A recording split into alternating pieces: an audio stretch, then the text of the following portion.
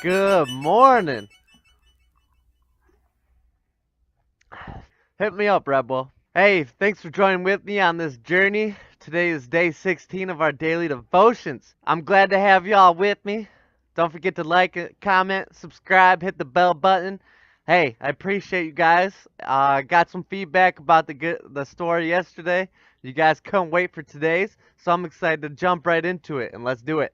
We're starting off in Genesis chapter 32, verse 13, and we're reading until chapter 34, verse 31. Jacob stayed where he was for the night.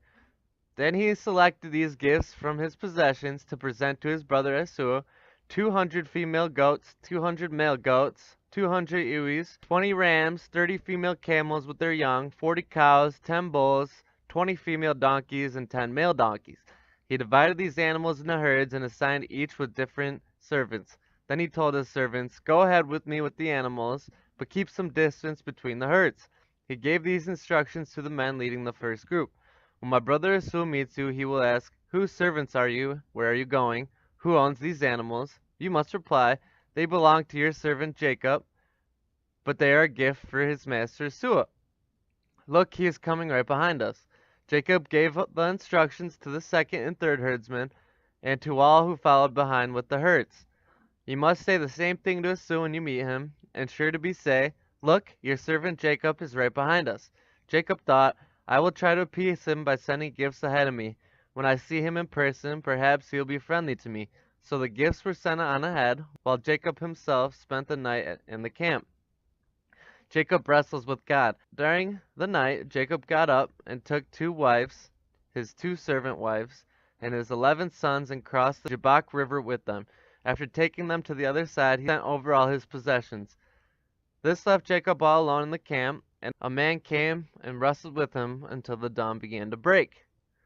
When the man saw that he would not win the match, he touched Jacob's hip, and it wrenched it out of its socket. Then the man said, "Let me go, for the dawn is breaking." But Jacob said, "I will not let you go unless you bless me." "What's your name?" the man asked. He replied, "Jacob." "Your name will no longer be Jacob," the man told him. "From now on you will be called Israel, because you have fought with God and with men, and have won." "Please tell me your name," Jacob said. "And why do you want to know my name?" the man replied. Then he blessed Jacob there. Jacob named the place Peniel, for he said, "I have seen God's face to face, yet my life has been spared." The sun was rising as Jacob left Peniel, and he was limping because of the injury to his hip. Chapter 33. Jacob and Esau make peace. Then Jacob looked up and saw Esau was coming with his 400 men. So he divided the children among Leah, Rachel, and his 2 servant wives. He put the servant wives with their children at the front, Leah and her children next, and Rachel and Joseph last. Then Jacob went on ahead. As he approached his brother, he bowed to the ground 7 times before him. Then Esau ran up to meet him and embraced him, threw his arms around his neck, and kissed him. They both wept. Then Esau looked down at the women and the children and asked, "Who are these people with you?" "These are the children God has graciously given to me, your servant," Jacob replied. Then the servant wives came forward with their children and bowed before him.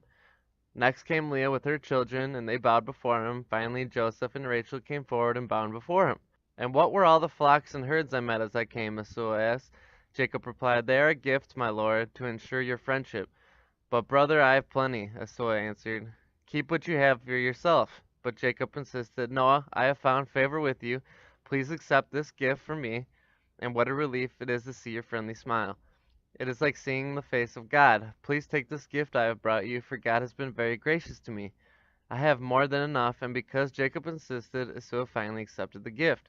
"Well," Esau said, "let's be going. I will lead the way." But Jacob replied, "You can see, my lord, that some of the children are very young, and the flocks and the herds have their young too. If they are driven too hard, even for one day, all the animals could die. Please, my lord, go ahead of your servant. We will be following slowly at a place that is comfortable for the livestock and the children. I will meet with you at Seir."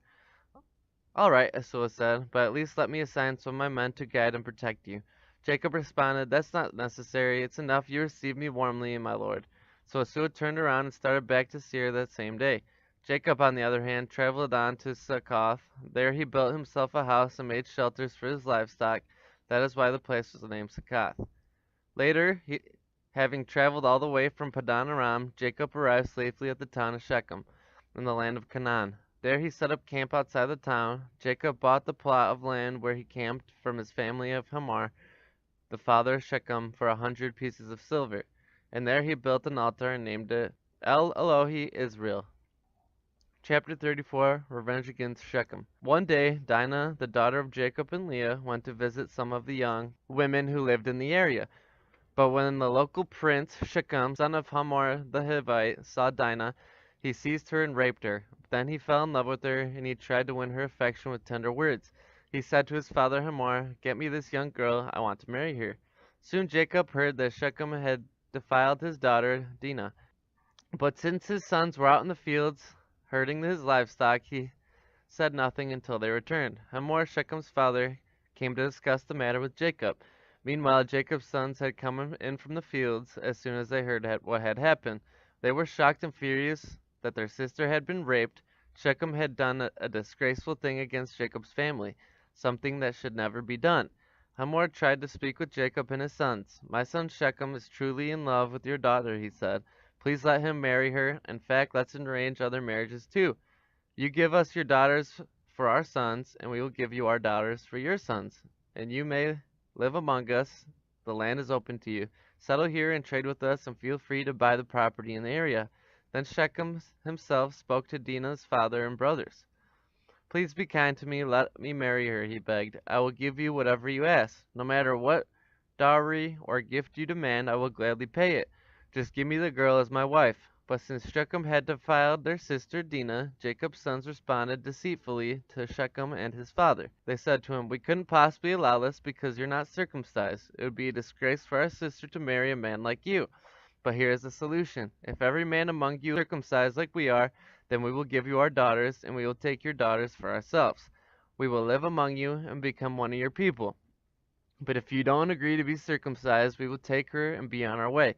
Hamor and his son agreed to their proposal. Shechem wasted no time in acting on this request, for he wanted Jacob's daughter desperately.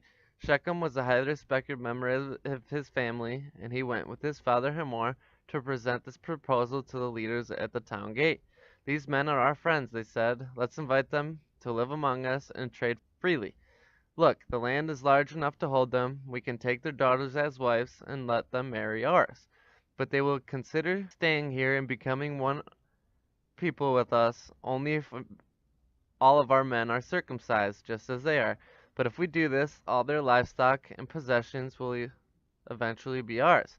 Come, let's agree to their terms and let them settle here among us." So all the men in the town council agreed with Hamor and Shechem, and every male in the town was circumcised. But 3 days later, when their wounds were still sore, two of Jacob's sons, Simon and Levi, who were Dinah's full brothers, took their swords and entered the town without opposition. They slaughtered every male there, including Hamor and his son Shechem. They killed them with their swords, then took Dinah from Shechem's house and returned to their camp. Meanwhile, the rest of Jacob's sons arrived. Finding the men slaughtered, they plundered the town because their sister had been defiled there.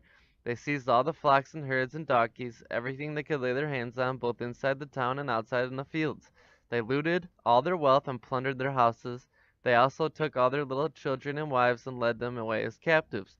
Afterward Jacob said to Simon and Levi, "You have ruined me. You have made me stink among the people of this land, among all the Canaanites and Perizzites. We are so few that they will join forces and crush us. I will be ruined, and my entire house will be wiped out. Why would you let him treat our sister like a prostitute?" They retorted angrily. We'll pick up at chapter 35 tomorrow. Let's go ahead and move on to Matthew. So we're in Matthew chapter 11. We're reading verses 7 through 30. As John's disciples were leaving, Jesus began talking about him to the crowds. "What kind of man did you go into the wilderness to see? Was he a walk reed, swayed by every breath of the wind? Or were you expecting to see a man dressed in expensive clothes? No, people with expensive clothes live in palaces. What were you looking for? A prophet? Yes, he is more than a prophet. John is a man whom the scriptures refer when they say, 'Look, I am sending my messenger ahead of you, and he will prepare your way before you.' I tell you the truth, of all who have ever lived, none is greater than John the Baptist. Yet even the least person in the kingdom of heaven is greater than he is.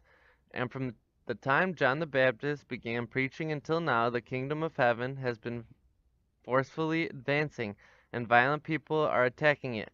For before John came, all prophets and the law of Moses looked forward to this present time. And if you are willing to accept what I say, he is Elijah, the one the prophets said would come. Anyone with ears to hear should listen and understand. To what can I compare this generation? It is like the children playing a game in the public square. They complain to their friends, "We played wedding songs and you didn't dance, so we played funeral songs and you didn't mourn." For John didn't spend his time eating and drinking, and you say, "He's possessed by a demon." The Son of Man, on the other hand, feasts and drinks, and you say, "He's a glutton and a drunkard, and a friend of tax collectors and other sinners." But wisdom is shown to be right by its results, judgment for the unbelievers. Then Jesus began to denounce the town where he had done so many of his miracles, because they hadn't repented for their sins and turned to God. What sorrow awaits you, Chorazin and Bethsaida?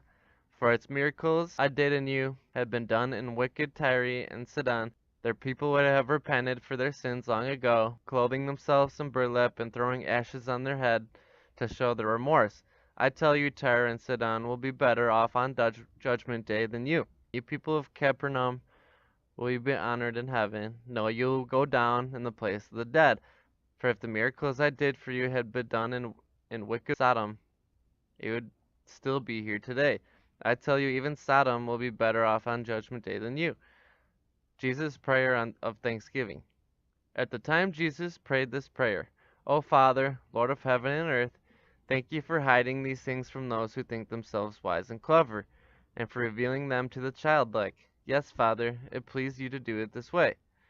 My Father has entrusted everything to me. No one truly knows the Son except for the Father, and no one truly knows the Father except the Son, and those whom the Son chooses to reveal him." Then Jesus said, "Come to me, all of you who are weary and carry heavy burdens. I will give you rest. Take my yoke upon you. Let me teach you, because I am humble and gentle at heart, and you will find rest for your souls. For my yoke is easy to hear, and the burden I give you is light." So we'll pick up with chapter 12 tomorrow. Let's go ahead and read our psalm for the day. Today we're reading Psalm 14. Only fools say in their hearts, "There is no God." They are corrupt, and their actions are evil. Not one of them does good.